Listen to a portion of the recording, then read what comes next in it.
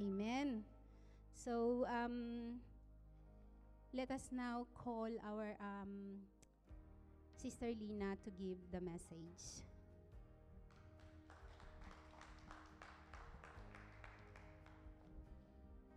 Hallelujah. Hallelujah. Thank you. Thank you, Sister G. Okay. Are you blessed? Medyo malamig, no? Painitin. Magpapainit tayo sa salita ng Panginoon ngayon. Okay. Before that, since yesterday is the world's celebration of Couples Day, Hearts Day, whatever. Pero actually, it's not bad to celebrate yung love of God. So, let's celebrate love today. Now, pwede bang ikot muna tayo and tell everyone, I love you with the love of the Lord. Let's greet everyone with the love of the Lord. I love you all with the love of the Lord. I love you.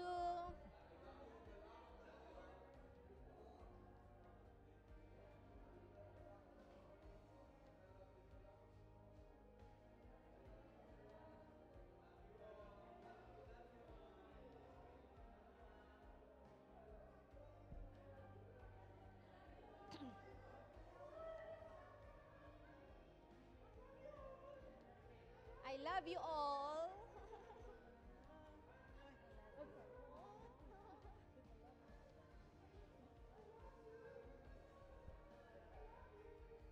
Ayan, di po ba napakagandang tingnan na ang bawat tao o mga anak ng Diyos ay nagmamahalan at dumadaloy at nag-uumapaw ang pag-ibig ng Diyos sa bawat isa. Amen. Amen.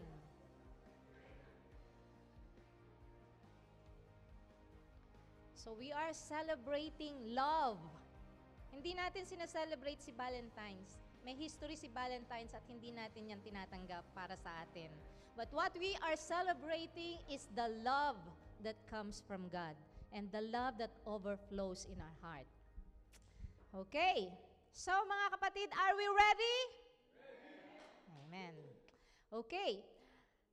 Ang pag-aaralan po natin ngayon ay as I said last week, it is a series. So, we are going back to the topic of going deeper with God.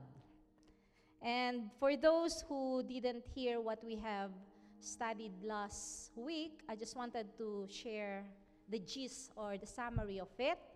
So, the key text still will be found in James 4:8. Pakibasa na lang po ninyo. Psalms 42:1, Luke 5:4, and Philippians 3:10. So these are all the word that invites us to come near to God, to draw near to God, like those deers that are looking for the stream water. And in Luke 5, when Jesus told to Simon to put his net into the deep water, and then Paul says, I want to know Christ. So that is actually the key text of our message.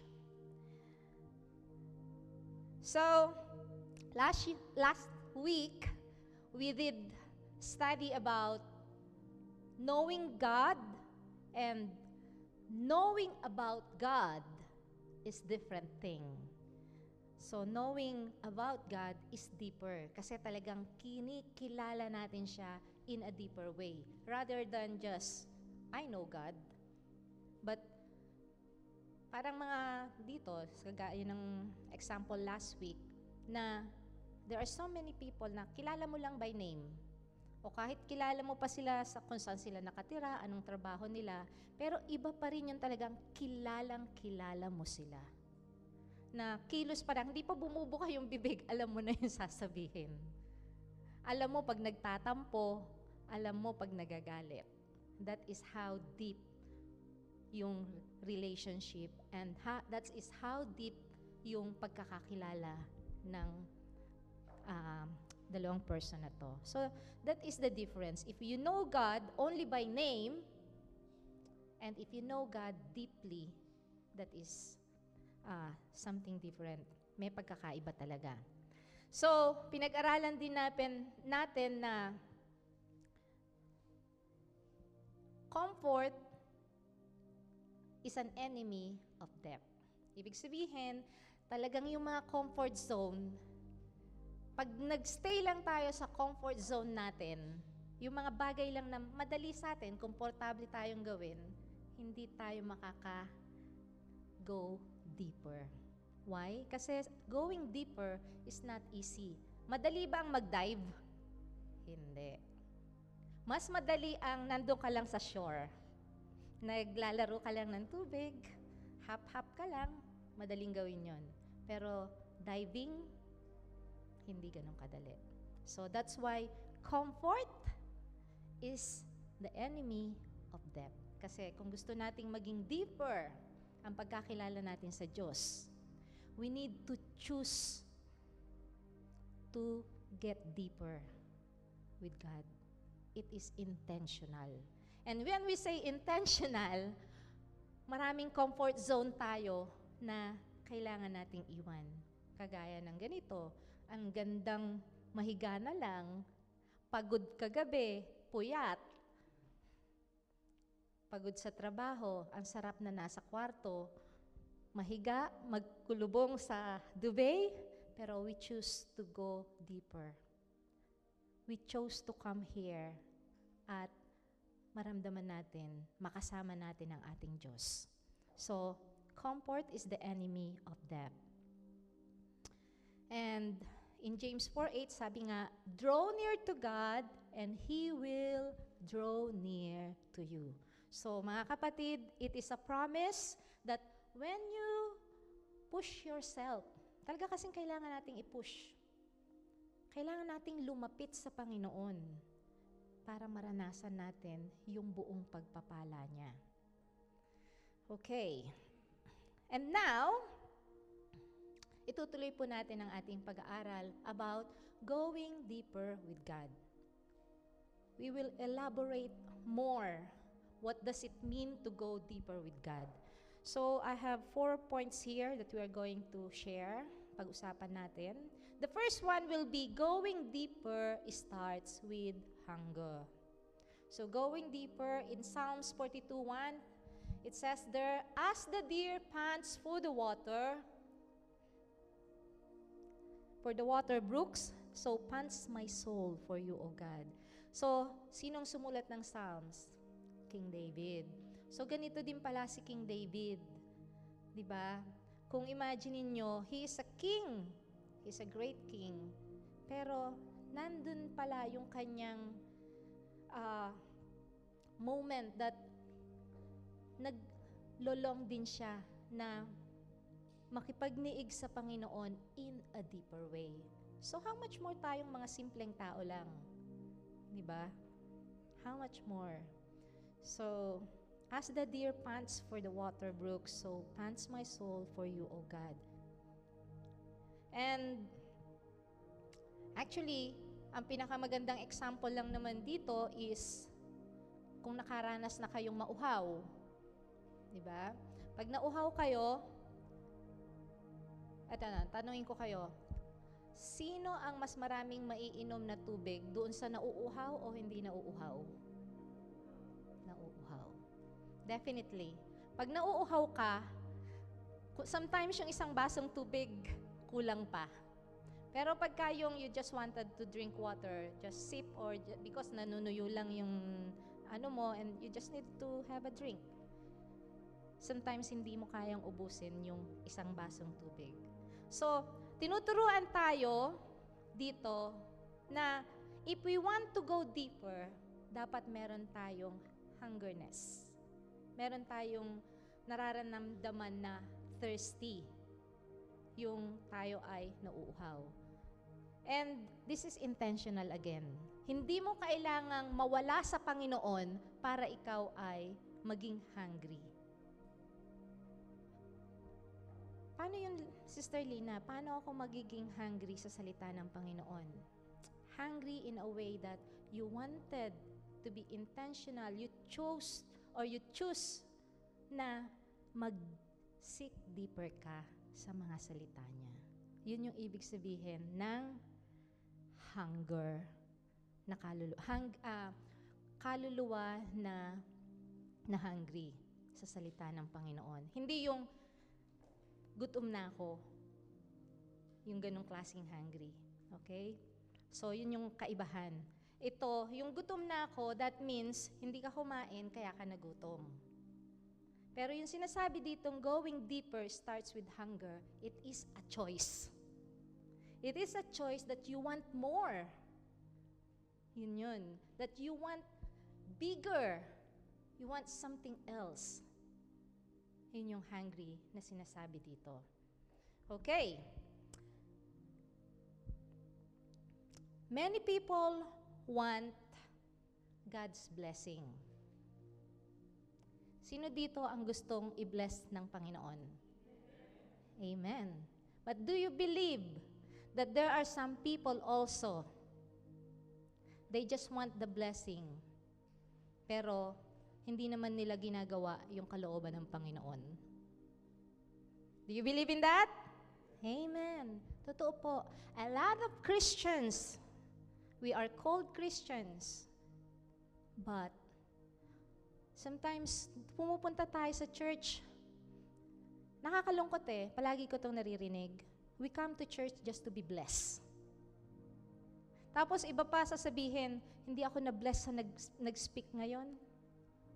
Naririnig ko yan sa mga iba-ibang church na napupuntahan ko. Hindi ako na-bless sa pagsimba ko ngayon kasi pangit yung nag-lead. Hindi maganda ang praise and worship. Hindi ako na-bless sa church na yun. Why? You chose to. Bakit? Sometimes, people come to church to be blessed. Mga kapatid, we come to church to bless. Tayo ay daluyan ng pagpapala. We are already blessed. Bakit ka pa pupunta sa church? You're already blessed. You come to church to be a channel of blessing. You come to church to bless God. See, many people want God's blessing, but not God Himself. That is the reason. You always think of yourself. I wanted to be blessed. I want the blessing. I want to give so I could be blessed. Mga kapatid, we are already blessed. Jesus lives in us, so that's why we are blessed. Yung sinabi ni Brother Joel kanina, mga kapatid, sorry pero hindi po tayo mahirap. Kasi when you said mahirap, naghihirap ka. Naghihirap ka ba? Hindi naman, di ba? More than enough. At saka parang sinabi mo, nagkukulang ang Panginoon sa buhay mo. Pero pag inisip mo that God is a God that's your source of everything, hindi ka maghihirap. Kahit nandito pa tayo sa lupa, hindi mo mararanasan ng hirap. Kasi, why? Promise ni Lord, He will be with you. Promise ni Lord, mahal na mahal ka niya, di ba? Pag mahal ka niya, paghihirapin ka ba niya? Hindi. Pag mahal mo ang anak mo, Brother Brian, gugustuhin mo ba siyang makitang naghihirap? Before pa maghirap si Ben, gagawa ka na ng paraan. Ganyan ang ating Diyos. Kaya hindi natin pwedeng sabihin tayo ay mahirap because we have a God who is always with us. Hindi tayo pababayaan. Kaya we are always blessed. Amen? Amen. We are highly favored because we are the children of God. Lahat ng pangangailangan natin, pinoprovide ng Panginoon. And we know more than enough sa mga pangangailangan natin. It is our choice. Kagaya sabi ni Sister Elma kanina, it is her choice na huwag mo na magtrabaho. Di ba? Marami pang source, marami pa. Di ba? Pahinga muna pag may time. Pero, pag time na choose niya na, nag-decide na siya na, okay, I'm ready. Andyan ang Panginoon. Andyan ang Panginoon. Hindi magkukulang.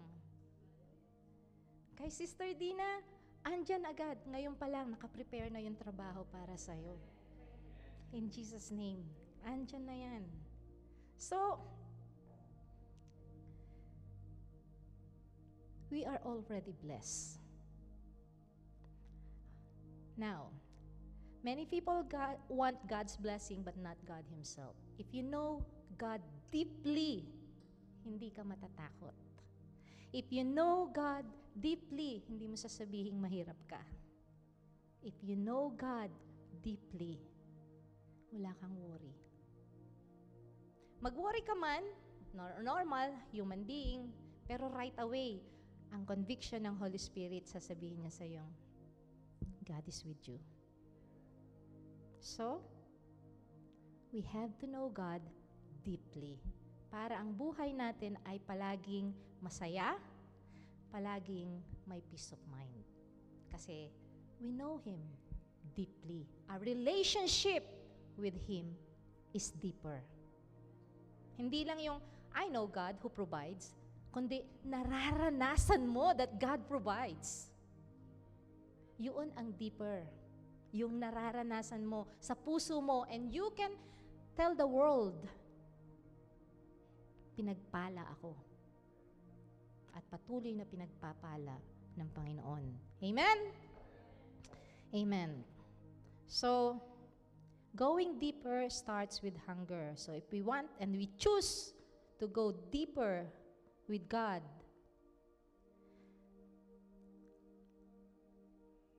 lahat ng gagawin natin, punong-puno ng pagpapala.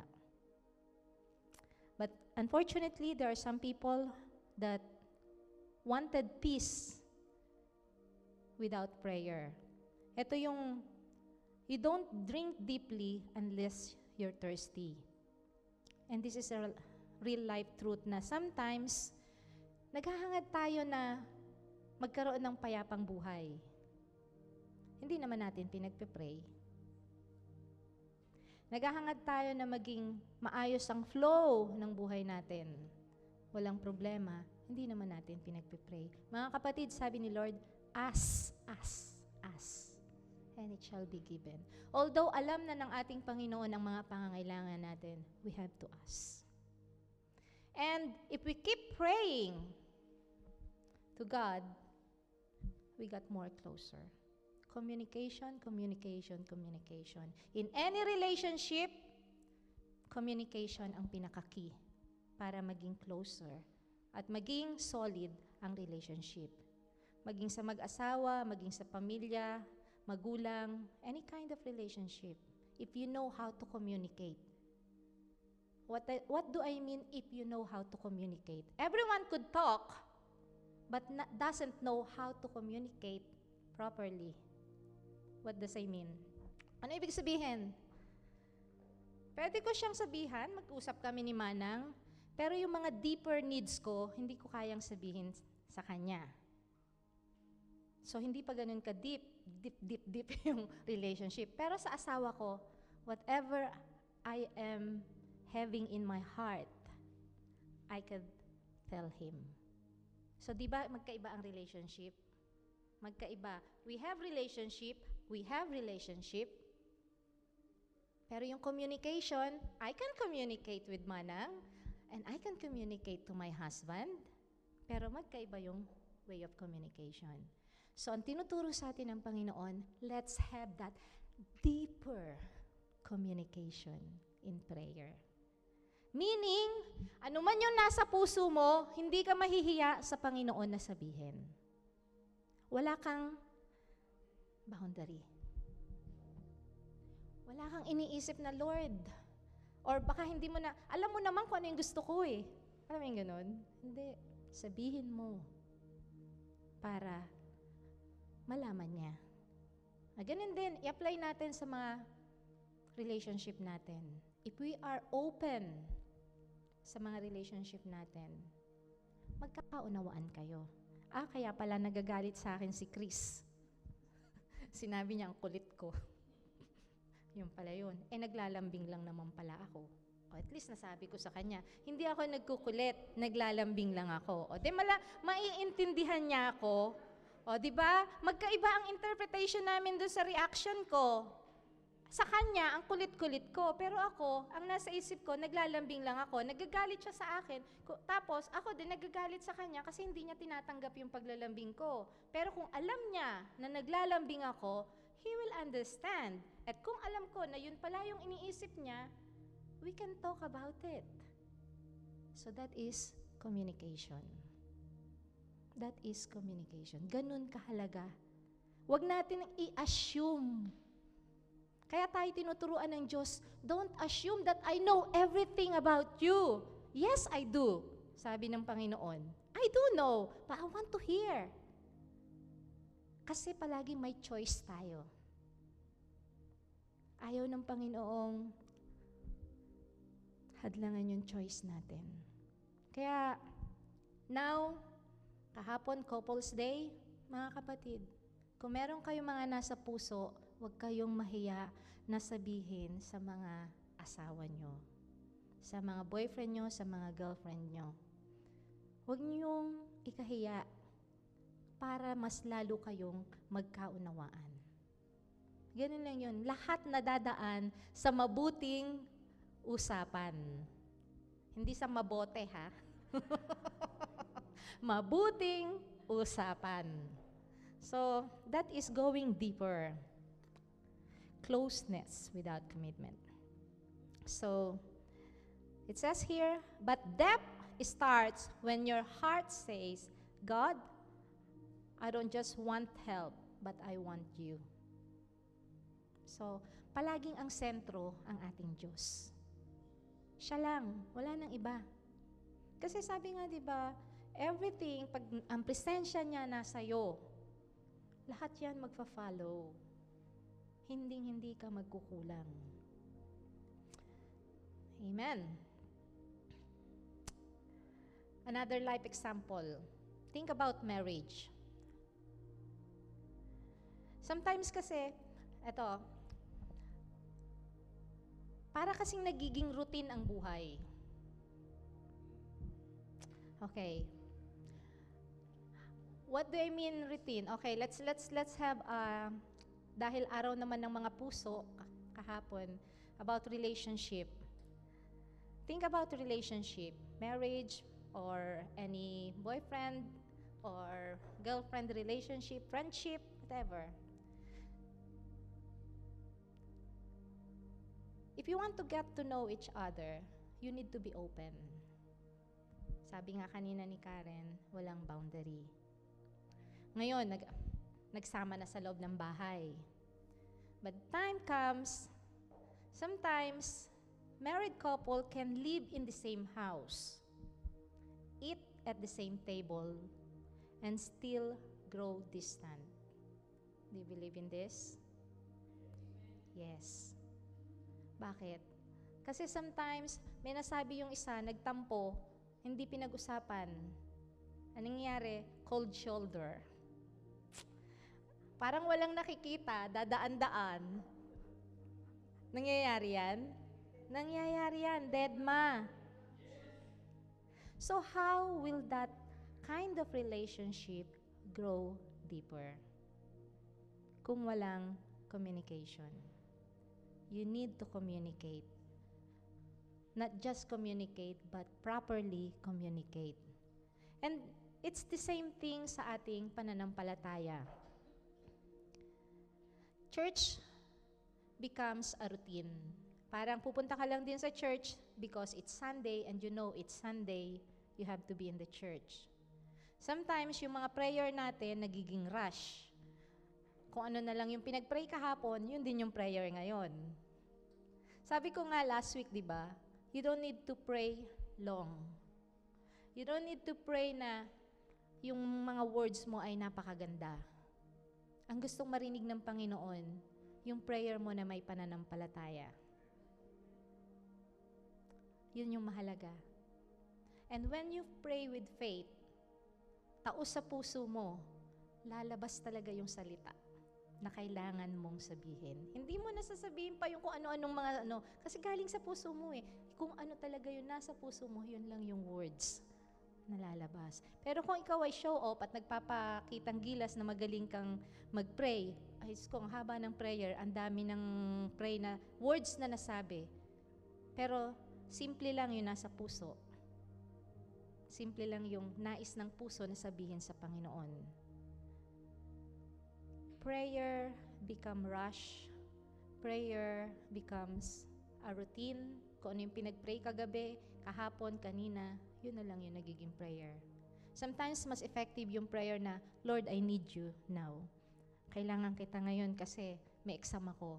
Or sometimes, when you are in difficulties, Lord, I really need you. Pero galing sa puso. And there are times as well, worship becomes background noise. Kagaya ng sinabi ko last week, you could worship by singing, pero iba yung deep worship. Deep worship is ramdam mo sa puso mo yung bawat lyrics na kinakanta mo.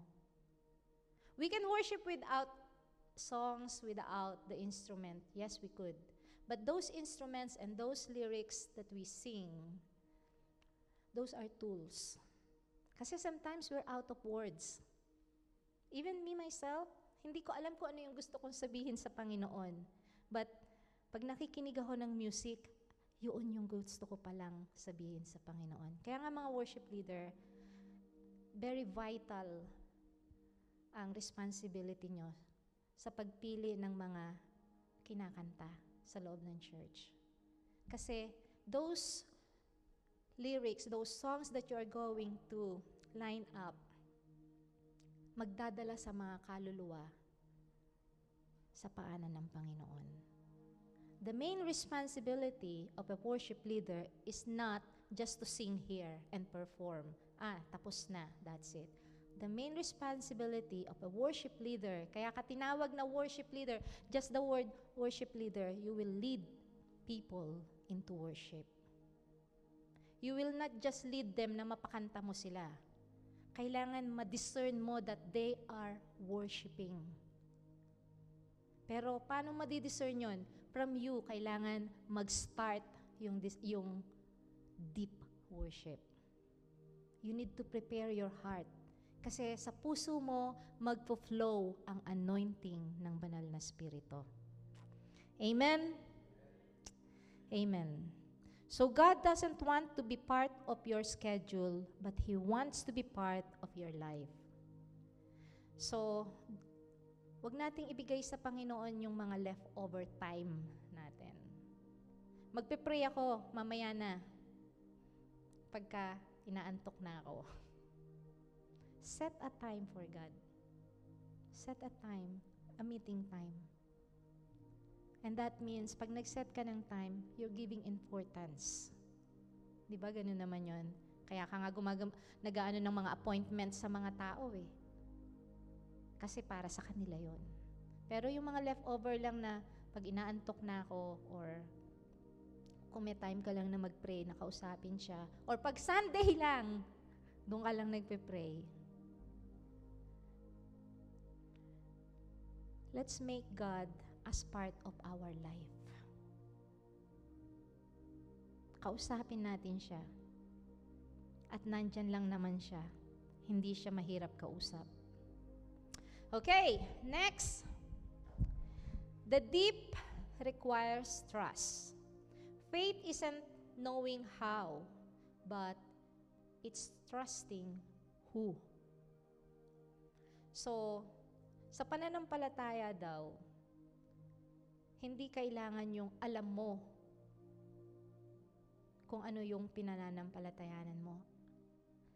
Kailangan alam mo kung sino ang sinasampalatayanan mo. Naintindihan niyo ba yon? Sometimes we can always say, I have faith in God. Naniniwala ako. Pero deep inside, nandun pa rin yung worry, nandun pa rin yung kaba. At nandun pa rin yung unforgiveness. Walang transformation. Bakit? Hindi ko kaya eh. Hindi ko kaya siyang patawarin. Hindi ko kayang iwan yung mga comfort zone ko. Hindi ko kayang iwan yung mga bad habits ko. Habits ko na nga eh. Ganito na nga ako eh. Eto ako. This is me. Hindi ko na kayang magbago. Of course, hindi natin kaya. Pero if you know kung sino yung pinagtitiwalaan mo, walang imposible sa Diyos. Kaya mong mabago. Hindi natin pwedeng sabihin na, eto na lang ako. Because God wants us to have the fullest. Let's not settle for just who we are right now. And God said, we will be changed from glory to glory. So pag sinabing we will be changed from glory to glory, hindi naman sinabing you will be changed into glory. That's it. So ibig sabihin, it's a process. Huwag kang masatisfied na ganyan ka na. Huwag mong sabihin, eto na ako, hindi ko na kayang magbago. This is me. That's me. No. Kaya tayong baguhin ng ating Diyos. Kung tayo ay naniniwala at kinikilala natin siya, na siyang makapangyarihan sa lahat. The deep is where change happen. So, surface level faith changes your mood. But deep faith changes your character. So, in the deep, anong nangyayari? Pag daw tayo ay may deeper connection na, paano nyo malalaman that you are already deep with God? Okay, nandyan. God convicts before He comforts. Ibig sabihin, mararamdaman nyo yung conviction. Pag may nagawa kayong mali, right away alam nyong mali yung inyong nagawa. Bakit? Kasi andyan ang Holy Spirit. Maririnig mo right away. Pero ito ang nakakalungkot. Pag patuloy na kinoconvict ka ng Panginoon sa mali mong paraan at mali mong ginagawa at hindi mo siya pinapapakinggan,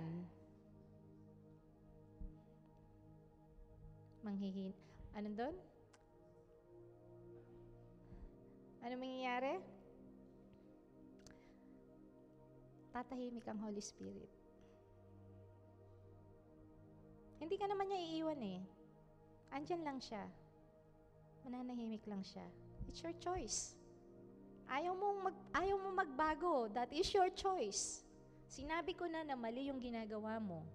Pero ginagawa mo pa rin. Mananahimik ang banal na spirito. And ikaw, dahil guilty ka sa ginagawa mo, anong nangyayari sa tao? Ikaw ang humihiwalay sa banal na spirito. Hindi ang banal na spirito ang umaalis at iniiwan ka dahil nagkakamali ka. Hindi ganun. Sabi ng iba, the Holy Spirit will leave you. No, the Holy Spirit is not going to leave you. Mahal ka ng Holy Spirit. Hindi ka iiwan. Ang reason kung bakit tayo napapahiwalay sa Holy Spirit, it's not the Holy Spirit that left us. It is us. Because of the heaviness of that guilt, tayo yung lumalayo. And up to that time, na pagpatuloy ka pa rin gumagawa nung bagay na sinasabi ng Holy Spirit na wag mo nang gawin, nagiging hardened yung heart mo. Hindi mo na naririnig yung conviction ng banal na spirito. Madali mong marinig ang conviction ng Holy Spirit if your heart is soft. Nagpe-penetrate ang mga salita ng Panginoon sa puso mo kasi soft. Pero pag hinarden mo na yan, pinatigas mo na, mahirap. Kahit na nandyan nagsasalita ang banal na spirito sa'yo, hindi magpe-penetrate yung salita niya sa puso mo. So, for those Christians who have a deeper relationship with God, that means you have a closer relationship with the Holy Spirit. That means the Holy Spirit is with you. And the Holy Spirit, pag may sinabi ang Holy Spirit sa'yo, rinig na rinig mo. So, that's one sign that you have a deeper relationship with Him. Next, He exposes before He heals. What does it mean? Paano ka pagagalingin ng isang doktor kung hindi alam ng doktor kung anong sakit mo? Can you imagine that? Paano ka gagaling kung wala namang pagagalingin, di ba? Kaya, kailangan tanggapin mo muna yung pagkakamali mo. Paano mo tatanggapin? Siyempre, may expose sa isip mo yon. Hindi naman to kailangang ma-expose sa madlang tao. Dahil it's not about other people. Going deeper with God is you and Him. He exposes before He heals. He's not going to expose you sa madlang people. But though sometimes, dahil sa katigasan ng ulo mo, hindi si Lord ang nag-expose sa'yo.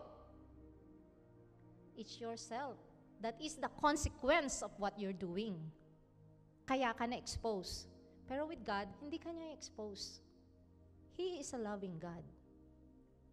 Hindi ka niya expose. Pero within your heart, i-expose niya yung mali mo. Yung sakit mo. Within your heart, within your mind, i-expose niya kung ano ang kamalian mo. And then, pag na-expose na yon, kailangan mong tanggapin para kanya pagalingin. Dahil, kung hindi mo tatanggapin, babalik na naman tayo dun sa conviction of the Holy Spirit, mag-hardened lang yung iyong puso. Yung guilt mo, lalabas. Lalayo ka. So, paano ka pagagalingin ng Panginoon? And then, kanina yung sabi natin na communication. Kung hindi mo i-open yung heart mo sa Panginoon, at hindi mo siya sasabihan na, Lord, heal me. Strengthen me. Tulungan mo ako na ma-overcome ko itong kahinaan ko na to. Tulungan mo ako na pagalingin mo ako sa mga kasalanan kong ito, sa mga pagkakamali ko. Tulungan mo ako, heal me. Bakit kailangang heal? Kasi kailangang, before maging maayos yung labas, kailangan solid ka sa loob. Kasi kung pagagalingin lang yung surface at nandun sa loob ay nandun yung root cause ng disease, parang cancer lang yan, hindi mai-eradicate. Hindi ka gagaling ng maayos. Kaya heal, kailangan sa loob pa lang na healed na yung root cause. Kasi pag na-healed yung root cause, unti-unti, mag-heal ang buong system, lalabas sa katauhan mo that you are healed. Spiritually, mga kapatid, ganun din. If you are rotten, inside, hindi mo kayang maging maganda sa harap ng ibang tao. Ang buhay mo walang peace. Ang buhay mo magulo. Ang relationship nyo magulo. Pero kung ikaw ay at peace, if you are healed by God inside you, makikita yung healing sa mukha mo, maganda ka, maaliwalas, payapa ang itsura mo, hindi lang sa mukha, pati sa pamilya, sa lahat ng nakakasama mo. Ito na lang pag ikaw ay pagod, syempre pagod ka, makikita yun sa mukha mo na pagod ka, haggard. Makikita rin yun sa relationship mo, grumpy ka. Diba? Pero kung at peace ka, nakakapagpahinga ka, nakangiti ka, nag-glow ang skin mo, at pati sa pamilya mo, sweet ka. So mga kapatid, ganun. Ganun ang Kristiyano when God heals you. Hindi maikakaila. Kaya natin, sabi natin, di ba pag kuminsan may ginagawa tayong mga hindi maganda, kaya nating itago? Hindi natin kayang itago. Lalabas at lalabas yun. Hindi si Lord ang nag-e-expose sa'yo. Yung ginagawa mo ang nag-e-expose sa'yo. Pero when you come to the Lord, you accept that you need His healing. He will heal you. And it only happens when you are deeply connected with Him. Kasi sa totoo lang, acceptance, hindi madaling gawin. Hindi madaling gawin. Ang kalaban niyan, pride. For you to accept that you are weak, that you are a sinner, that you have done something wrong. Kasi ang tao, controlling ang tao . We always think that we can control things. Kaya natin. Hindi natin kaya. We need acceptance. And only God can heal us. So, God exposes before He heals. Kailangan muna nating i-accept before niya tayo pagalingin. Next, He breaks before He builds. So, sa acceptance, pag in-accept mo kasi talaga na meron kang nagawang kasalanan at meron kang dala-dala, ibinigay mo sa Panginoon, imposibleng hindi ka ma-break. Brokenness is surrendering to God. You are fully surrender. Unless lumapit ka sa Panginoon, unless na nag-ask ka sa Panginoon na tulungan ka, doon ka lang niya uli tutulungan na ma-rebuild ang spiritual life mo. Kailangan may brokenness. Brokenness is kind of we surrender. Kailangan ma-accept natin that we need God to build us.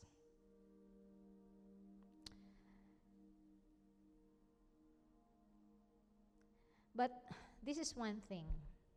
Ano man yung mangyari, everything that God does in your life, that means He's doing it for your good.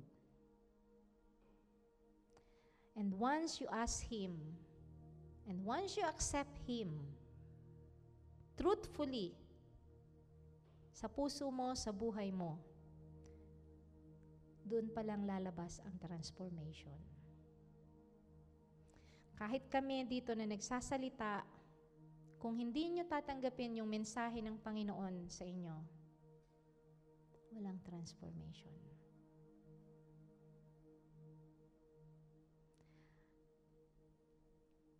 Nagkakaroon ng transformation pag tinanggap mo ang Panginoon at naging deeper ang relationship mo sa Kanya.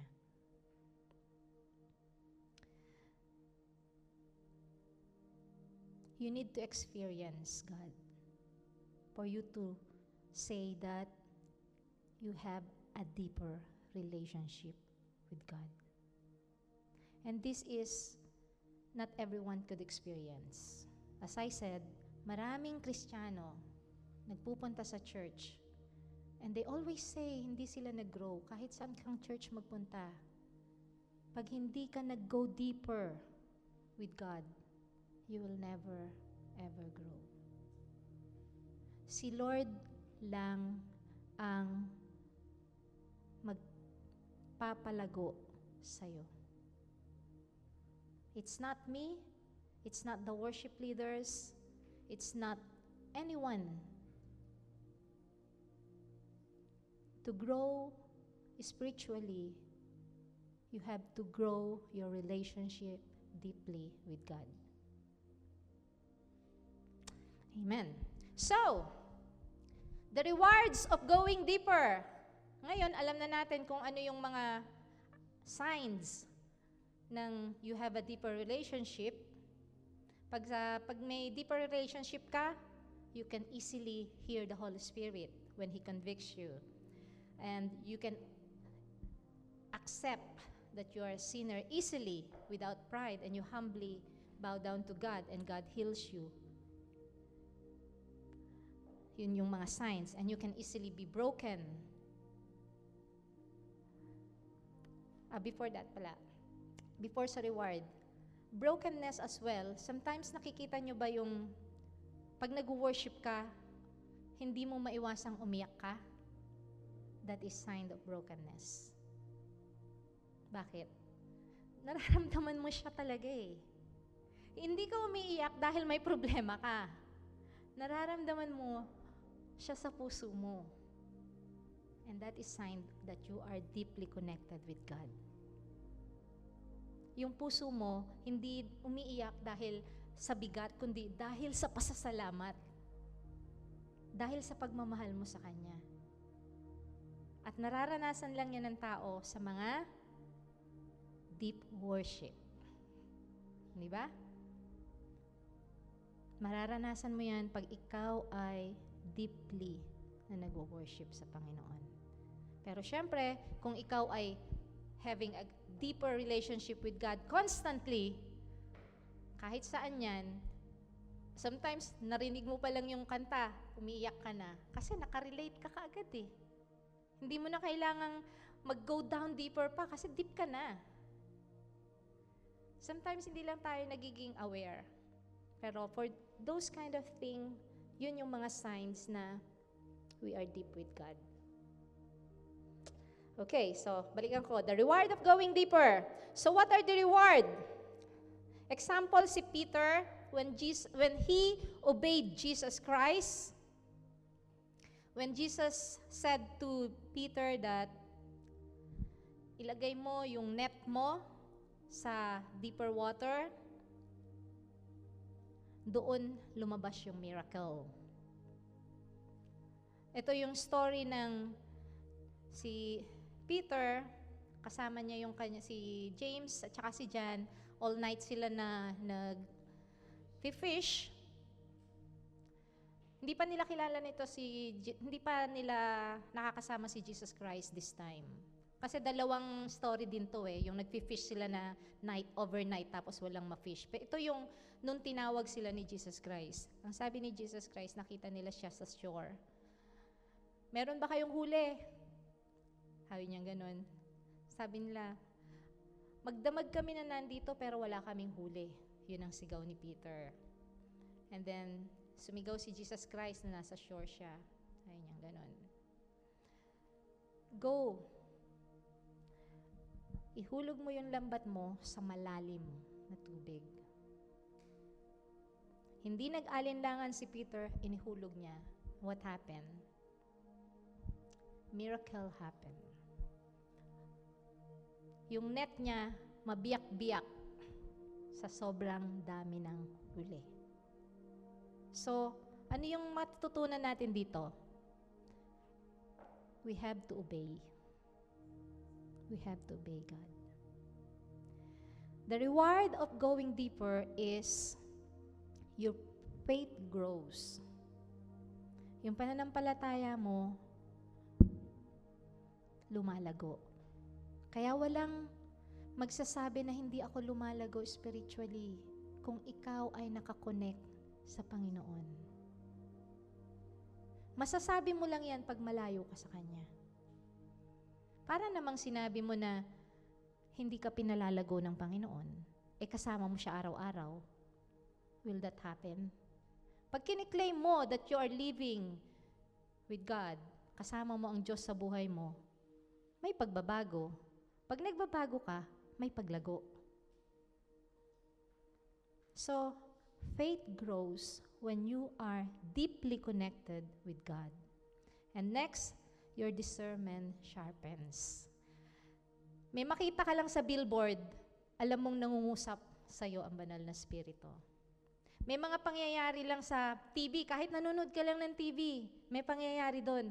You can relate it sa buhay mo. That's how God speak to you. Ang bilis mong ma-discern yung kanyang sinasabi sa'yo. Yung mga pagtuturo niya sa'yo, yung leading niya sa'yo. May makita ka lang, o kaya kahit hindi nga ikaw yun, may nagko-conversate lang, narinig mo, nag-strike sa puso mo yun. That's one way na nangungusap sa'yo ang banal na spirito. Sa panaginip mo, nangungusap sa'yo ang banal na spirito. So when you are deeply connected with God, hindi ka mahihirapang alamin kung ano ang leading ng Diyos sa'yo. You can discern right away. Ganito lang yan. Kung close, eto, si Kuya Badjo at saka si Ate Lizelle, magkatabi sila, so that means close sila. Kung nagsasalita si Kuya Joel at may sinasabi kay Ate Lizelle, kahit pabulong lang yan, maririnig ni Ate Lizelle. Pero, kung si Pocholo ay nagsasalita, do you think maiintindihan ni Ate Lizelle yung sinasabi ni Pocholo sa ganong kalayo? Paano pa kung wala siya dito sa loob? Mas malayo pa. Paano mo maririnig? Hindi. So, kung palagi silang magkasama, palagi nilang naririnig ang isa't isa. Pero kung sometimes malayo ka, paano mo maririnig? So, nagiging deeper lang naman na relationship pag palagi kayong magkasama. Ganon din sa Diyos. Palagi nating ilapit yung sarili natin sa Kanya. Deeply. Para anuman yung bulong niya sa atin, anuman yung binubulong ng banal na spirito sa atin, dinig na dinig natin. Clearly. Clearly. Now, next reward, peace becomes stable. Bakit nagiging stable yung peace? Kasama mo nga ang Diyos. Of course. Diba? Jesus is the Prince of Peace. Nag-uumapaw ang kapayapaan sa buhay mo, sa isip mo, sa puso mo.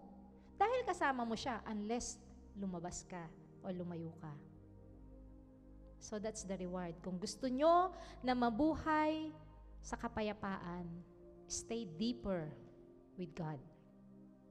Next reward, life bears lasting fruit. Itong life bears lasting fruit, hindi lang to yung mga fruit na spiritual na mga tao na nadadala mo sa presensya. Although, discuss muna natin yun. Siyempre, pag ang buhay mo kasama mo ang Panginoon, ang buhay mo araw-araw natatransform, hindi ka gagawa ng mali. You're always doing right.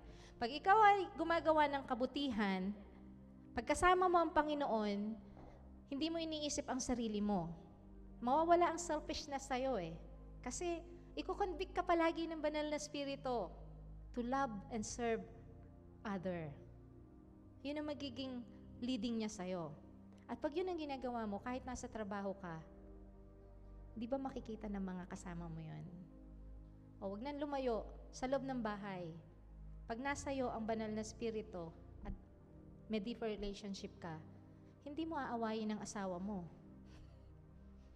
Iko-convict ka right away ng asawa mo. Ng banal na spirito. Kaya ang pag-aaway sa loob ng bahay, normal, pero hindi nagtatagal. Kasi, ang banal na spirito right away magko-convict sa'yo, may nasabi kang hindi maganda sa asawa mo, mag-sorry ka. Nasaktan ko yung asawa ko, mag-sorry ka.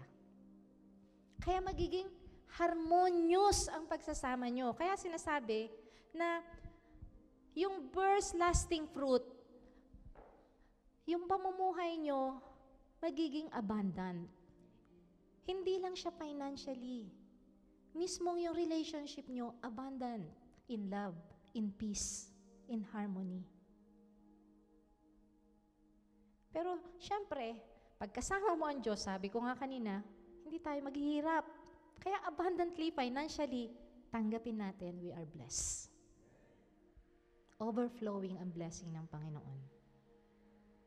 Just keep that relationship with God. Ang reward niya, unfathomable. Hindi natin mako-comprehend. Go deeper. Keep God with you. Keep your relationship with God in a deeper way. So that's why Paul said in Philippians 3:10 that I may know Him. In the NIV version, ang sabi ni Paul, I want to know Christ. And we know Paul, he knows already God. He knows Jesus Christ. Nakilala, na ano nga niya, di ba, yung kanyang encounter kay Jesus, doon niya nakilala eh. Pero bakit dito sinasabi pa rin niyang, I want to know Christ? O, balik tayo sa kanina. We should be like King David, na yung sabi niya, kailangan nating intentionally na maging uhaw palagi. Intentional. Para tayo ay magkaroon ng deeper relationship. I want to know you, Lord. Always. Huwag tayong magsawang sabihin yun. I want to know you. Alam na natin sa buhay natin, kilala natin ang Diyos. We have already relationship with Him, but we want to get more deeper and deeper and deeper. Yung talagang close na close. Sabi ng Panginoon, wala naman talagang makakapaghiwalay sa atin sa Kanya. Tayo lang po ang humihiwalay sa Diyos. So, in this message, God is calling us today to have more intimacy with God.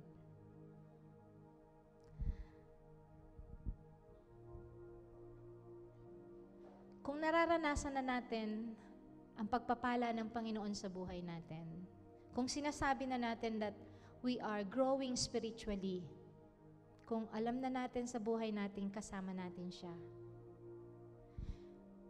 let's choose to want Him more. Huwag tayong mag-settle dito lang. Let's go more deeper. Kasi the more deeper we go, the more blessing we will see.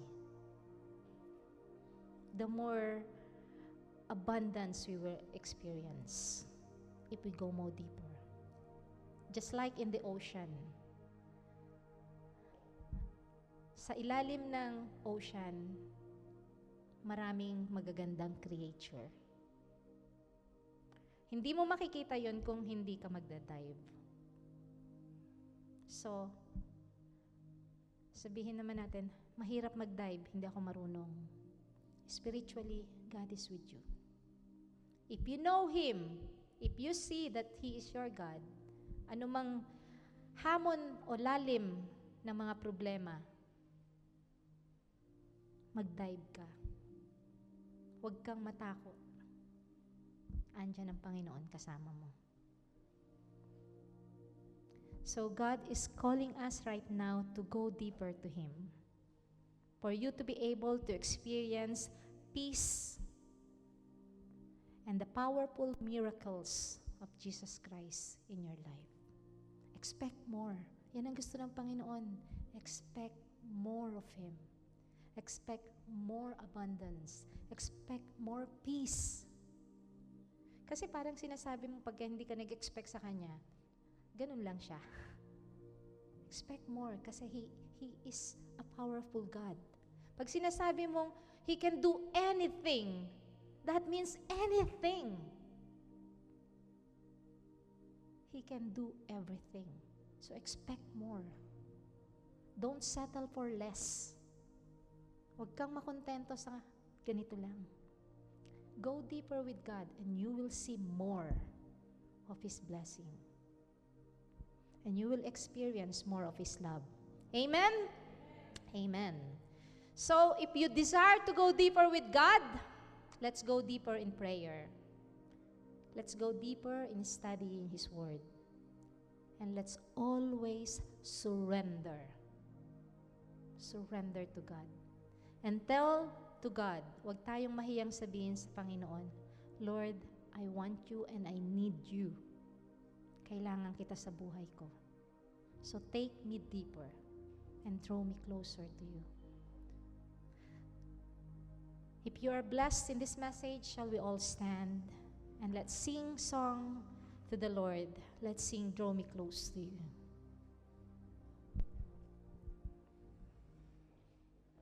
Let's open our heart and sing this as a prayer to our mighty God.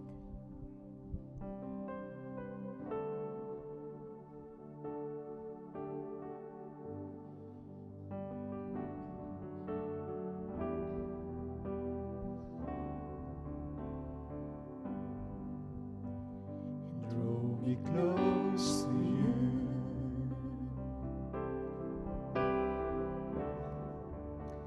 And never let me go. I lay it all down again to hear you say that I'm Your friend. You are my desire,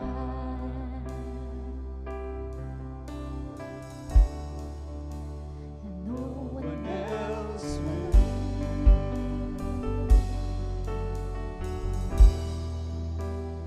Nothing else can take your place.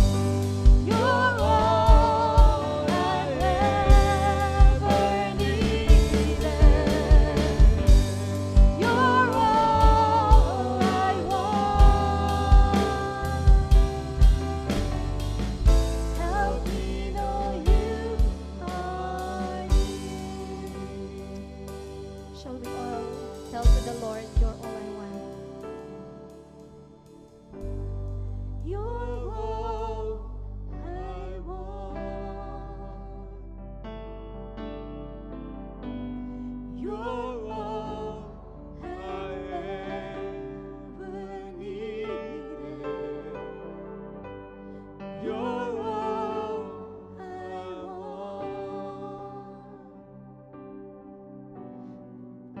Help me know you are near. One more time, let's tell to the Lord. You're all I want.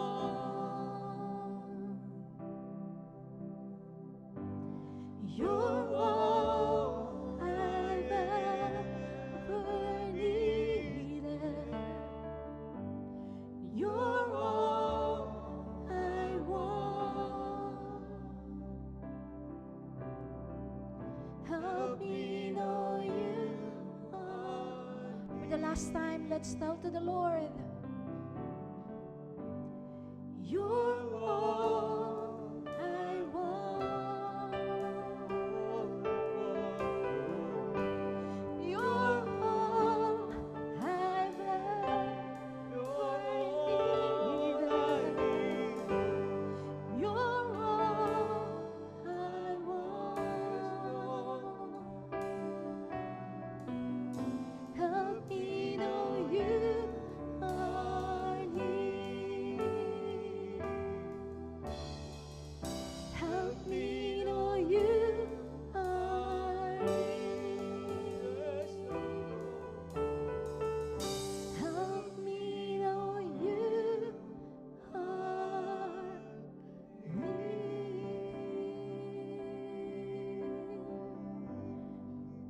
Hallelujah, oh God.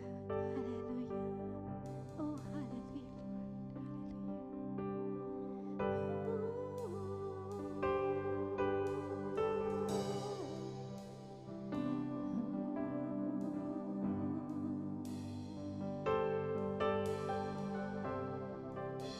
Oh, we worship you, Lord. We worship you.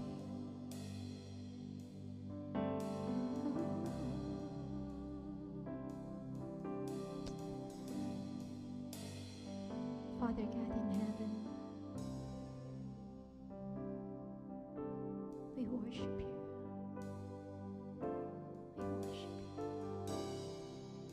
Lord Jesus,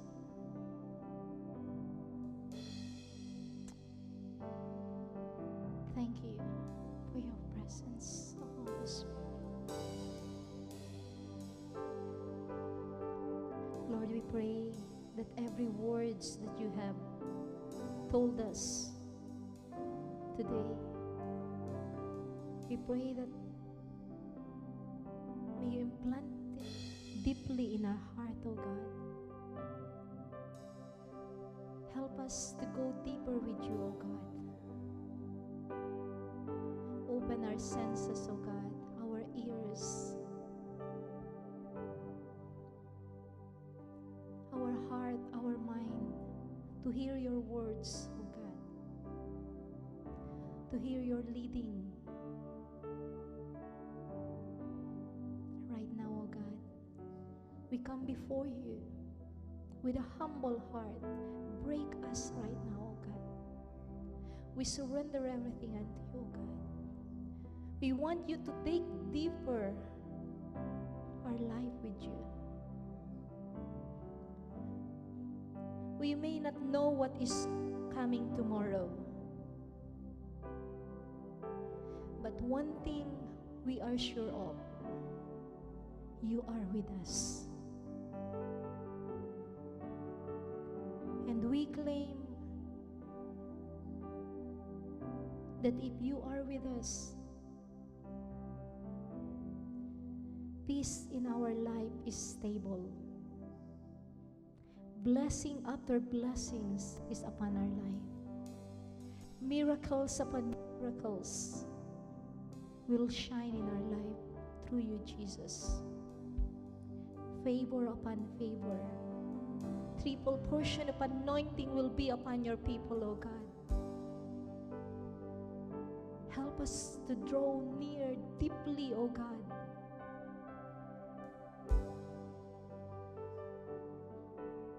Thank you, O God. And Lord,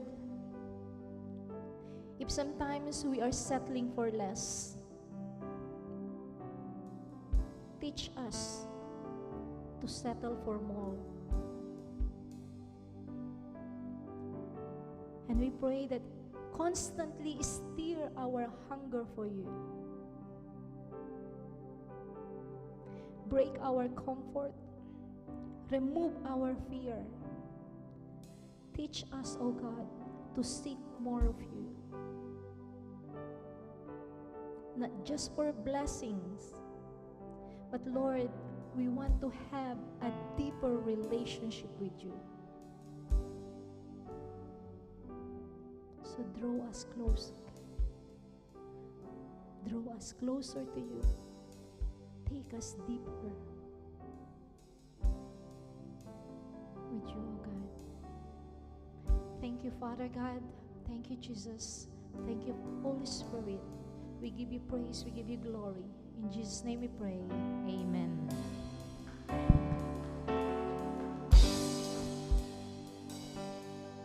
Amen. Thank you. You may be seated. Yes, hallelujah.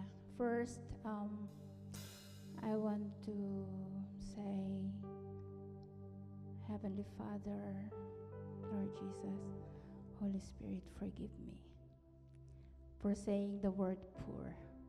We're not poor because sapat po ang biyaya ng Lord para sa atin. It's more than enough. Kaya nga nakakatulong po tayo sa ating mga kamag-anak. So my brothers and sisters, forgive me. Right? Amen. So yun po, nagkakamali tayo, nagkakasala. We're not perfect. Kaya po, kailangan natin ang Panginoon sa ating buhay. Amen. Kaya nga po, lumapit tayo sa Panginoon. At ang Panginoon ay patuloy na nagpapaanyaya sa atin na lumapit tayo sa Kanya. Dahil ang Panginoon lang ang makakapaglinis sa atin at Siya lang po ang makakapagpatawad sa ating mga kasalanan dahil yun po ay nangyari na sa cross ng Calvary. Nung Siya ay napako sa krus upang tayo po ay mapatawad sa ating pagkakasala, magkaroon ng buhay na walang hanggan, at magkaroon po ng assurance that one day we will be with Him. Amen. Dahil sinabi ni Jesus, ako lamang ang daan, ang katotohanan at ang buhay, at wala nang iba kundi sa papamagitan niya po. Kaya kami po ay patuloy na nagpapaanyaya sa inyo, na ang Diyos po ay patuloy na nag-aanyaya sa inyo na tanggapin po natin siya sa ating buhay upang maranasan din po natin dahil nais po tayong i-bless ng Panginoon. Amen. Kaya po, kung nais nyo po na magkaroon ng personal na relationship sa Panginoon, ito po ang gagawin natin, na tanggapin po natin siya bilang Panginoon at sariling tagapagligtas ng ating buhay. Amen. Kaya po sa maikling panalangin, sumunod po tayo at ariin nyo na ito ay sarili nyong panalangin sa Panginoon. Guide lang po ako dito sa pananalangin, kundi tayo po ay lalapit sa Panginoon ng buong puso na may pagpapasya na siya ay ating tinatanggap bilang Panginoon at sariling tagapagligtas ng ating buhay. Manalangin po tayo. Panginoong Jesus, ako po ay lumalapit sa iyo na isang makasalanan. Hinihiling ko po, patawarin niyo ako sa lahat ng kasalanang aking nagawa. Salamat, Panginoon, sa iyong kapatawaran sa aming mga kasalanan.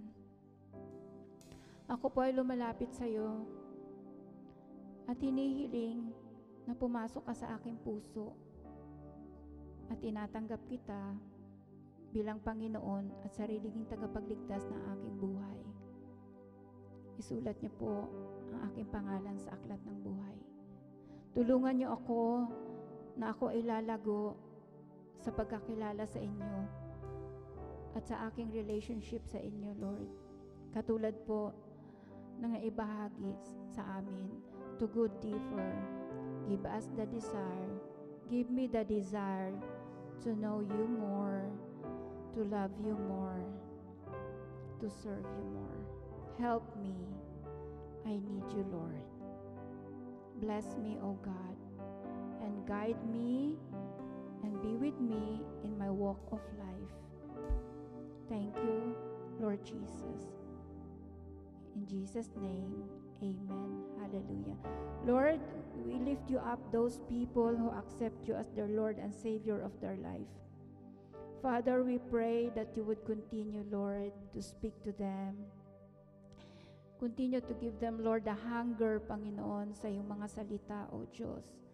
At ang makiniig sa iyong presensya, Panginoon. Tulungan niyo po ang aking mga kapatid, Lord, na makahanap po sila, Panginoon, Lord, na kanilang madadaluhan kung saan sila ay mas lalo pang matuturuan, Lord, at makilala pa po nila ang mga brothers and sisters in Christ, Panginoon, kung nasaan man po silang dako, Panginoon, Lord, sa mga oras na ito. Dalangin ko na patuloy niyo po silang pagpalain, ingatan, at na mag-grow po sila sa kanilang Christian life. Thank you, Father God. We give you praise, glory, and honor. In Jesus Christ's name we pray. Amen.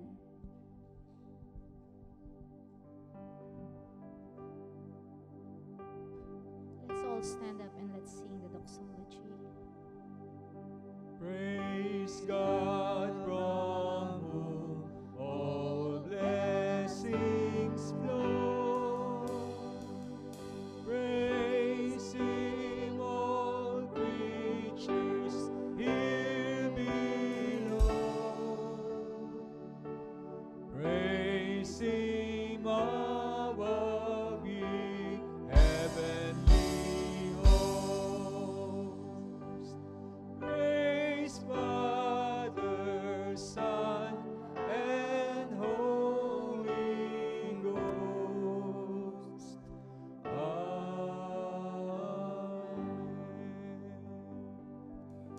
May the Lord lead you from shallow faith into deeper intimacy with Him. May your roots grow strong in His Word, and your heart remain surrendered in prayer. Go deeper, trustfully, and walk closely with God. And may the grace of our Lord Jesus Christ, the love of God, and the fellowship of the Holy Spirit be with you always.